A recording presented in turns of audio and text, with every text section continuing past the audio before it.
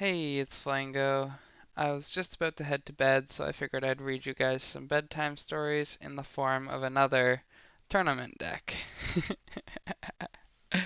I'm pretty funny. Okay, so Crypt King um, is the king this time. This is actually kind of spicy. Soul Collector, alright. Pretty typical so far. Wraithblade. I don't like it, but okay. Call the Knight. Yeah, I can see it. Lost one. Mm, barrier. Burial. Only two burials. That's pretty whack. Alright, and now we get to the big part. Lesser Vampire. 3. Parasitic Wasp. Decaying Mummy. Luminous Wraith. That's... yeah, no. Oh, I don't have Luminous Wraith. Okay, there's only one anyways. Luminary. Actually? Plasma Apparition. Vampire Lord. And Deep Space. Okay, there's a couple things for which I am proud of this person, and there are many things for which I am not. So, uh, first thing, 35 cards. A whole bunch of one-ofs, like one of on Deep Space Warrior, Vampire Unleashed. Wait, did I even add that one? I don't think I did. Wait, no, not Vampire Unleashed. I'm good. It's Vampire Lord. Okay. So, one of Luminary, one of Luminous Wraith. I mean, why not just run two Luminous Wraith? Luminary doesn't fit in the deck at all. I assume the idea is to kill mana cards with the help of Wraithblade, and that's why Wraithblade's in the deck. I don't know, man. I don't. I don't like. I like to do the same thing with Luminary. Um, as of recent, I think that that's not super useful, but it's a cool idea. So yeah, I mean, I give that a plus. But hmm. Okay, I'm just gonna slowly take cards out of the deck. It's huge. You've got one ofs. You're only running two burials. Like, you're not even gonna get this on first turn most times, I don't think. Let me pull up a hypergeometric distribution calculator. Um, your population size is 34 because you have a king. Did I even click the king? Yeah, I did. Number of successes, there's only two. Your sample size is only 4 on the first turn. Number of successes in sample, 2. Oh no, wait, we want 1. So your odds of getting a burial are, wow, actually not even that bad. Well, they're bad, but like 22% bad, you know? It's not terrible. So, what do you do the rest of the time? I assume you lead with like oh, sorry guys. I assume you lead with like well, okay. Let's just remove Lost One here. I don't like it as a card. Nobody's gonna kill it. Like, are you blocking with it? Because you don't want to kill it either, right?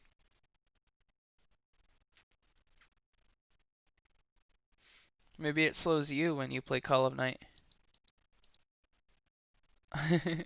Anyways, Burial is only at 2, which I mean it's really like the best opening card in the game. You might as well run 3.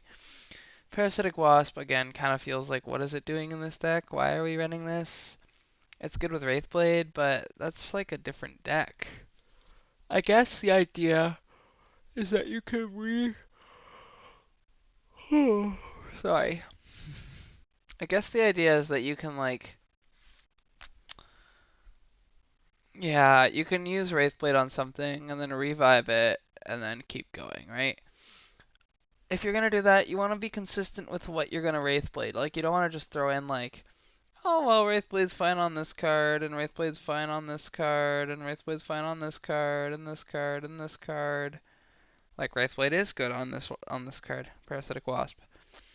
If that's gonna be your deck, then that's gonna be your deck. Like, don't bother adding a whole bunch of other cards to Wraithblade. Like, for example, Luminous Wraith and well, Luminary is my big one, right? Um,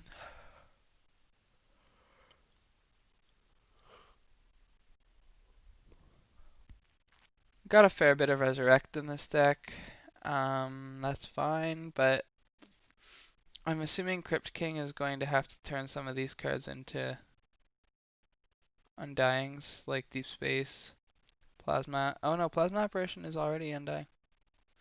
Yes, this deck feels like it should be really, really aggro. And, like, Luminous Wraith, Wraithblade, blah blah blah.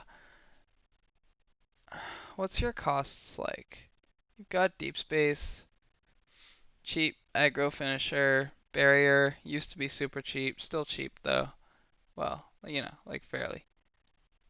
Vampire Lord, pretty cheap. This one's kind of the hardest one to keep alive, to be honest. And that's it. Yeah, to be honest, I don't know that you want Soul Collector. You probably end up with a lot of mana you don't need. And while that can be used to fuel your apparitions, it's probably better to spend like you can get your mana with Wraithblade, and then you can kind of just do things that actually matter with your time. And Parasitic Wasp is too slow. Honestly, if you want like a nice reach finisher, then just run Griffin. Vampire Lord would be kind of slow too, I think. Like, so now, even like honestly, right now we have a deck. I don't think I've cut out anything necessary here. So right now we have a deck that probably would perform better. And it's after that, it's like it's all this simple stuff like that we've talked about in other videos. It's like, okay, what's the direction of this deck? Well, Crypt King, eh. Crypt King has an okay attack, but he's mostly just used for the resurrect, and he has okay health. So honestly, you might want to go with Progenitor.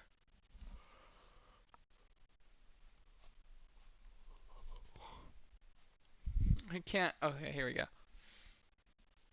Yeah, probably you want to go with Progenitor. The Reincarnate just keeps Crypt King alive, and then Progenitor obviously can turn things into Undying without you needing to play Vampire Lord.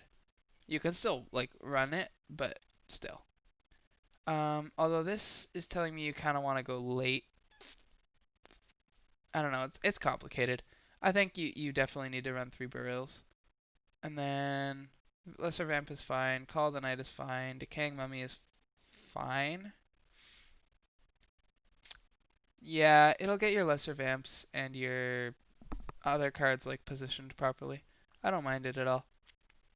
Wraithblade, yeah, you're gonna put it on things. Plasma Apparition, like this. If you're running this plus 3 Luminous Wraiths, you've got a deck. It's still pretty big. I think you would just drop Barrier. You don't actually want things to live in this deck. You want to revive them and then pop more Wraithblades on them. So yeah, like turn Progenitor into your king. You've still got some extra cards. I don't think you'd even need Deep Space. Like, Plasma Apparition is your finisher, kind of. Vampire Lord might be excessive, too. Like, I know that it's a resurrect. But you're kind of just doing, like, 9 damage per turn with Luminous Wraith over and over and over again. So then this plus 3 Luminous Wraith, 21 cards, and you've got a deck already. 22 if you add another Burial. And like these guys resurrect things, and then you can just res them with your Progenitor anyways. Like these guys are gonna be living. Like it's not, you don't need something that won't die and can resurrect. and then you just zoom, zoom, zoom. And there's other resurrect decks that you can build, but this is sort of like what I'd suggest. Right, and it's just about knowing, like, if you want to go Crypt King, you actually want to go later. So maybe you do run something, maybe not like Vampire Unleashed, but yeah, maybe you do keep in the Vamp Lords, but you actually just get rid of the Wraithblade completely because it's, well, no, you should still keep it. I don't know, maybe let's build a control version, because maybe I'm crazy and maybe you just built it. So here's Crypt King. We can run Wraithblade, Undying. I guess we can still run Luminous, honestly. We'd run Vamp Lord. I think we wouldn't run Plasma Apparition. It's kind of it doesn't scale that well. It's only 15 attack. It's Ravenous for too much. I think we would have to run Skeleton Warrior in a Control-Ear version. Call of the Night's okay. Maybe I would run 2 in that version. Red Reaper's a fine finisher if you want to ramp up to that. You can also ramp up to... yeah, we can throw in Lesser Vampire. I don't know, we've got a lot already going on. Like, Undying's busy.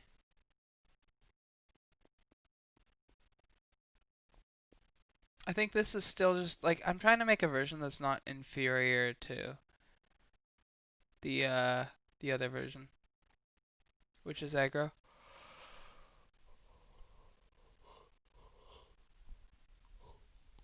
I mean, you could ramp up to Star Eater Taurus Dragon.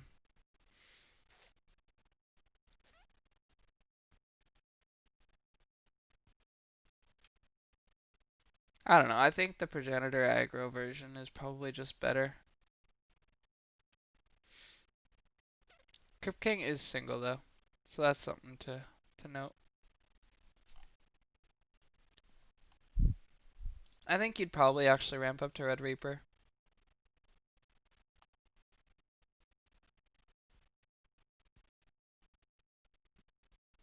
And then it's just our mana cards. I think you'd actually even need more. I'd probably drop the Lesser Vampires, because we have Skeleton Warrior.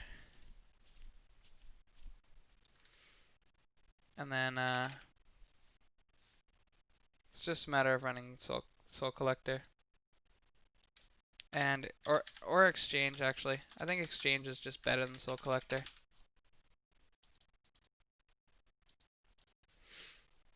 You can actually swing with a card, exchange it, and then swing again. I'd run this plus like 2 or 3 Luminous Wraith probably, honestly. I might only run 2 Vamp Lords. Similar idea, like, again, I keep my decks streamlined. I don't think they need to be huge unless you're like going super, super late and you need to... But the thing is, like, this deck reuses its cards, so the idea of having more than 20 cards is because you run out of things to play. You get outvalued in the end. But with this deck, you can't get outvalued. It's just impossible. Like, no deck goes deeper than a deck whose cards don't die. And your cards will always not die because you have Crypt King as your king. So as long as your king is alive, you can still resurrect Vampire Lord, who can resurrect a Skeleton Warrior who has 2 friends in his graveyard who can, like, who all have Wraithblade on them. And then just boom, boom, boom. And then when they die, you're like, oh man, I get to do it again. Like, it's just crazy. Red Reaper might not be perfect because they have to be close to your Crypt King. It might be more of a defensive card in this case, in which case you could just swap it with, like, uh, what's it called? Undying. This one. Decaying Mummy. You can do that. I just feel like if you're gonna do that, then is it even worth it to be in this? Should you just be an aggro? You can also just run a Naked Progenitor. It does like 16 or something, right? Yeah. I mean, not my favorite, but it's something you can do. What's the highest? Yeah, other one's Unleashed. And if it's like, there's no reason to ramp. Like, again, you could ramp up to something like Taurus Dragon and or Desire's Guardian or whatever, right?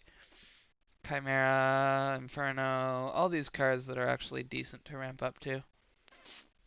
Star Eater, plus Taurus Dragon, or Death from Beyond. But yeah, I think that like you can ramp up to these, but like if you're gonna do that, it changes a lot, and you're probably just running like you're not running Vamp Lord at all. I don't think in that case. I think you're running Exchange, Luminous Wraith, Skeleton Warrior. Um, Probably not even Call of the Night because it kills your guys. You're running your late game cards. You're running the Soul Collector, Progenitor, and then you can just start reviving your own guys. And yeah, it's a very different deck. But yeah, anyways, that's sort of been my idea here. Same as most of these decks. I just feel like I don't see the direction in these decks. I don't see the cohesion that I would like. I also think